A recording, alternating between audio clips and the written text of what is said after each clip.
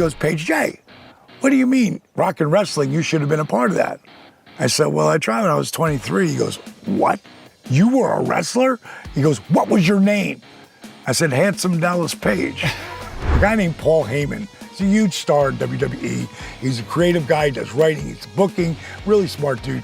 Back then he was called Paulie Dangerously and a young manager. He left the AWA and he went to the NWA, which left a huge void for a young guy that could talk, and that's how I got started. And for 3.5 years, making no money, between that and Florida Championship Wrestling, I friggin' basically worked for nothing. The voice comes from Diamond Dallas Page, did it? I was born to be a professional wrestling manager. And they loved it and they put it in the spot. And then someone saw it, a guy named Smitty from Smitty Sports Talk. He had a radio show and he called up, and I get a call in the front, I'm in my office, right? And I get a call from the front desk and I hear, Paige, there's someone on the phone for a Diamond Dallas Page? And I pick up the phone, I go, well, here's what happened. I literally and I heard Tony Robbins say this one time, I invented Tony Robbins. You invented Tony Horton. You know what I mean? We all do that, and it's a powerful thing. And one night in my club, this is a great story, I am sitting around with, I'm getting the drawers. We had this big club, Norma Jean's, right? There's 7 bars, there's 15 bartenders, and you walk around with a bouncer and you grab all the money and you bring it to the back, and then the bartenders come back and count their money. Well, that's when we just started drinking. You know, we're gonna drink for the next couple of hours, right? We're all in our late 20s, early 30s. Right. And when I'm at the one drawer, I'm looking at the screen. We had video, it's 1985, maybe 86. I think it was 86. And it's Cyndi Lauper video, and it's Girls Just Want to Have Fun. And there's a guy named Captain Lou Albano who was in professional wrestling, a manager who was an amazing, over-the-top individual, and he was involved with Cyndi and all the big, that's when wrestling blew up. He plays her dad in that video. Plays her dad. He plays her dad, exactly. Right, that's right. And I'm watching that video. Now, you have to understand, I tried wrestling when I was 23. I had 3 matches, hurt the same knee, and the doc told me, take off a month or so, and then you can go back and do it. And I was just learning like once a week wrestling, but I wrestled 3 times in front of people. And when I hurt my knee, I got a chance to run my first rock and roll bar.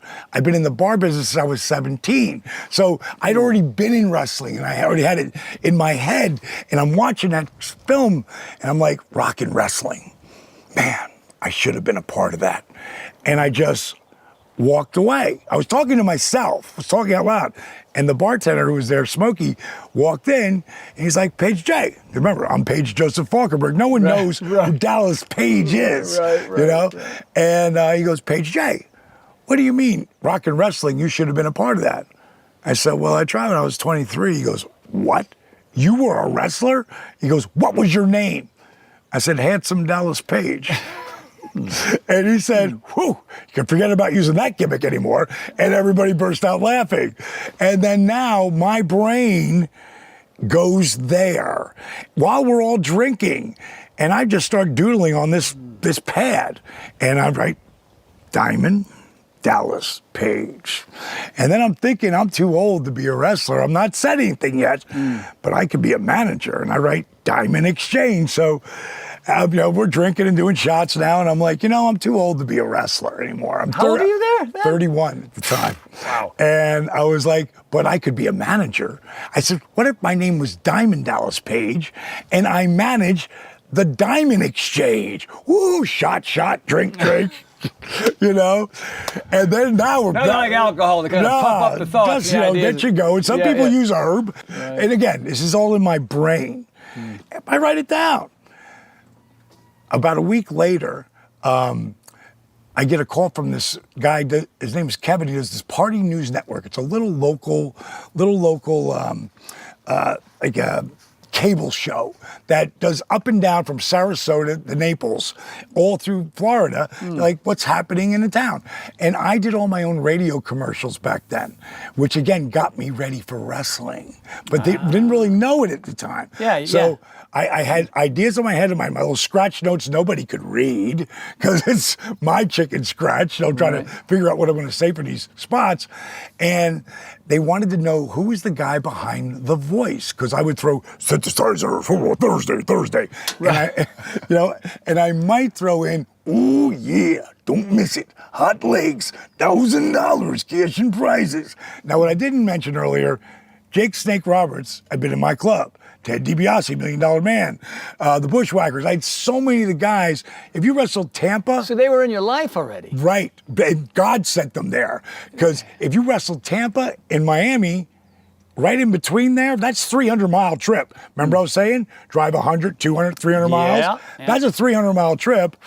Fort Myers was right in the middle. When they found out they had some big mark who was a big fan for them and didn't charge anybody, they came in. So they became buddies of mine. And so this is all, they didn't know if it was Randy Savage or it was, someone doing his voice. So they wanted to do a story on the voice.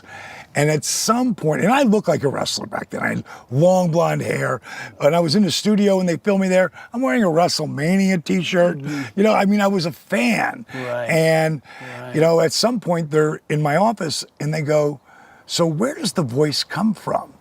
Now, Tony, if there's not a pair of white sunglasses sitting there, right there, next to those where I wrote Diamond Dallas Page, Diamond Exchange, and Diamond Dolls, if those glasses aren't there, if I can't hide behind them, I don't know if I do it.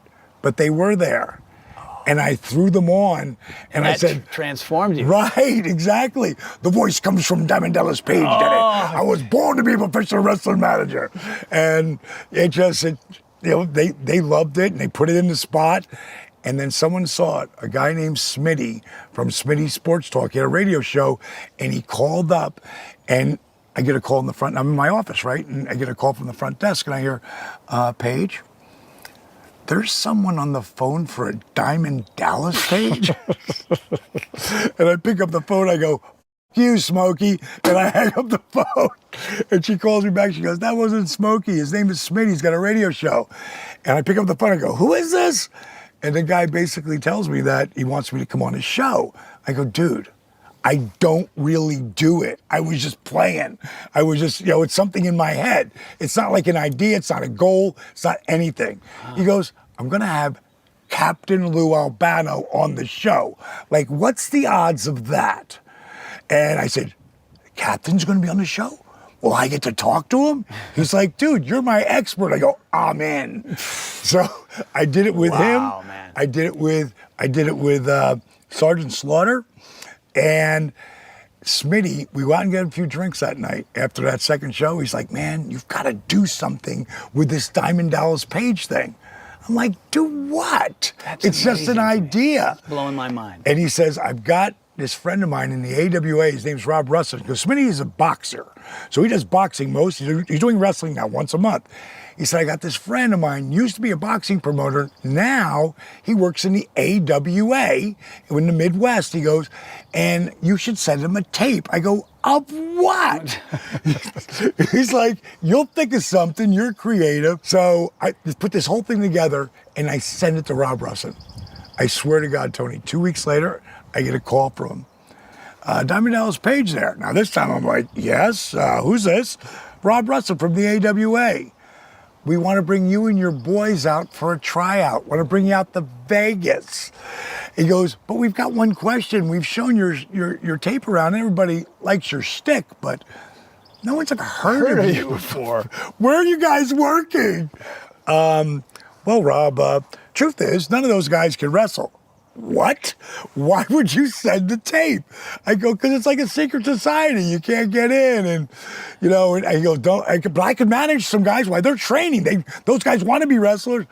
Don't call us, we'll call you. Oh. And as fate, and this is God's work, not mine, would have it, a guy named Paul Heyman. He's a huge star in WWE. He's a creative guy, he does writing, he's booking, really smart dude.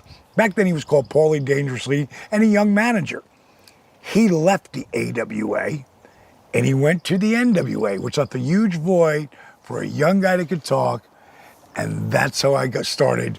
And for 3.5 years, making no money, between that and Florida Championship Wrestling, I friggin' basically worked for nothing. Whoa. It cost me money to be Diamond Dallas Page. And I finally got the break in WCW. They brought me in as a manager. And then it took me 4 months to get a contract. 5 months into that contract, they pulled me aside and they're like, listen, Diamond, we can't let you manage anymore. I'm like, what did I do wrong?